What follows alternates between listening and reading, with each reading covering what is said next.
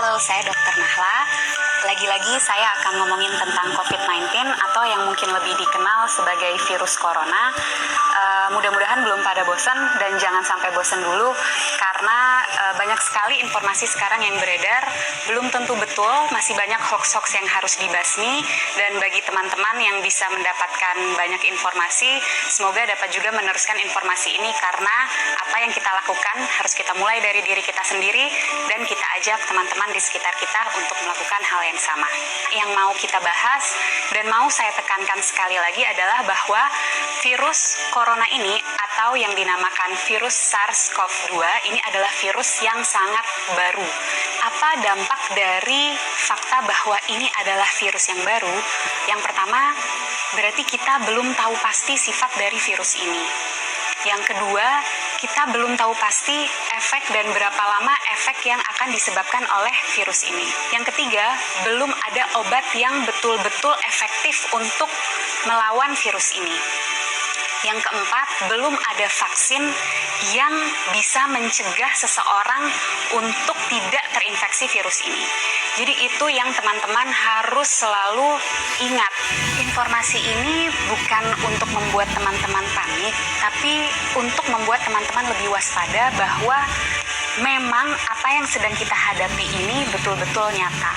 Dan bersama-sama kita bisa mencegah penularan virus ini lebih luas. Secara umum ketika virus masuk ke dalam tubuh kita, gejala yang ditimbulkan itu mirip-mirip. Demam, sakit kepala, lemah, letih, lesu, pegel-pegel, seperti itu. Bagaimana dengan virus yang masuk spesifik langsung ke infeksi saluran pernafasan? Ada pilek, hidung meler, hidung tersumbat, nyeri tenggorokan, batuk, sesak nafas, nyeri dada. Gimana dengan virus SARS-CoV-2 atau virus corona? Gejalanya sangat bervariasi. Jadi gejala-gejala yang tadi saya sebutkan itu bisa ada pada orang yang terinfeksi virus ini. Dan juga jumlah gejala yang timbul itu juga bervariasi. Apa sih yang menyebabkan gejala ini sangat bervariasi? Daya tahan tubuh masing-masing orang.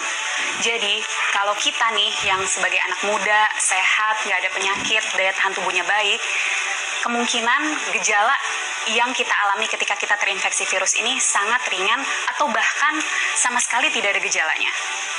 Sekali lagi saya tekankan, orang dengan daya tahan tubuh yang baik itu bisa tidak ada gejalanya walaupun virusnya sudah ada di dalam tubuh kita.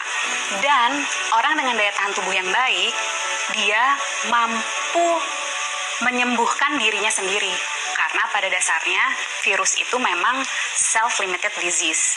Jadi daya tahan tubuh kita sendiri bisa membasmi virus itu. Bagaimana dengan orang-orang dengan daya tahan tubuh rendah? Tentunya akan dapat mengalami gejala yang lebih berat. Bisa sampai sesak nafas, bahkan bisa sampai menyebabkan kematian. Siapa saja sih orang-orang yang kita tahu daya tahan tubuhnya rendah? Yang pertama, orang tua yang usianya di atas 60 tahun. Yang kedua, orang-orang dengan penyakit penyerta. Penyakit penyerta itu apa? Jadi penyakit yang biasanya lagi-lagi ada di orang tua, seperti kencing manis, darah tinggi, sakit jantung, sakit ginjal, sakit paru, sakit liver, kanker, dan lain-lain. Nah, orang-orang inilah yang akan sangat menderita ketika dia terinfeksi oleh virus SARS-CoV-2 atau virus corona ini. Untuk kita yang daya tahan tubuhnya baik, ketika kita terinfeksi virus ini, kita bisa hanya dengan meningkatkan daya tahan tubuh kita, terus kita bisa melawan virus ini. Tapi bagaimana dengan orang-orang dengan daya tahan tubuh rendah? Itu yang harus kita pikirkan. Itu yang harus kita cegah supaya mereka tidak tertular virus ini. Jadi, apa yang bisa kita lakukan untuk membantu mereka-mereka yang daya tahan tubuhnya rendah? Dengan cara jaga jarak, hindari keramaian, dan di rumah aja. Kenapa? Karena virus ini yang paling kita takutkan dan sudah kita tahu dari virus ini adalah penyebarannya yang sangat amat cepat dan lebih mudah dan lebih cepat di tempat-tempat keramaian. Tapi lagi-lagi jangan panik. Bukan berarti kalau teman-teman yang masih muda dan sehat ini merasa, oh saya ada gejala-gejala COVID-19 nih, ada demam-demam yang sumeng-sumeng, demam rendah, nyeri tenggorokan, sedikit pilek, sedikit batuk, terus harus langsung ke rumah sakit.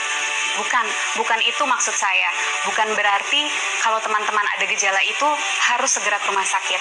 Apa yang harus kita lakukan ketika mengalami gejala itu? Lagi-lagi di rumah aja, tingkatin daya tahan tubuh dari rumah. Dengan cara apa? Istirahat yang cukup, tidur malam yang cukup 7-9 jam, makan makanan bergizi, minum air yang banyak, kalau bisa lakukan olahraga atau aktivitas ringan di rumah. Kenapa untuk kita yang muda dan sehat ketika mengalami gejala-gejala penyakit COVID-19 lebih baik di rumah aja dan nggak perlu ke rumah sakit? Karena kita mau memastikan bahwa rumah sakit itu tetap tersedia untuk mereka yang betul-betul membutuhkan.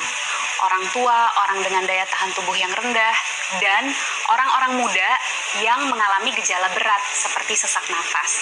Mereka itulah yang harus segera ke rumah sakit. Jadi kita pastikan rumah sakit memang untuk mereka yang membutuhkan. Kalau kita bisa di rumah aja. Bagaimana dengan kita yang tidak ada gejala? Sebaiknya tetap jaga jarak, hindari keramaian, dan di rumah aja. Kenapa? Karena seperti yang tadi sudah sempat saya jelaskan, orang dengan daya tahan tubuh baik bisa jadi tidak menimbulkan gejala apapun. Jadi kalau dari luar dia terlihat sehat, belum tentu tidak ada virus itu di dalam tubuhnya. Dan orang-orang tanpa gejala ini tetap bisa menularkan ke orang lain. Melalui apa?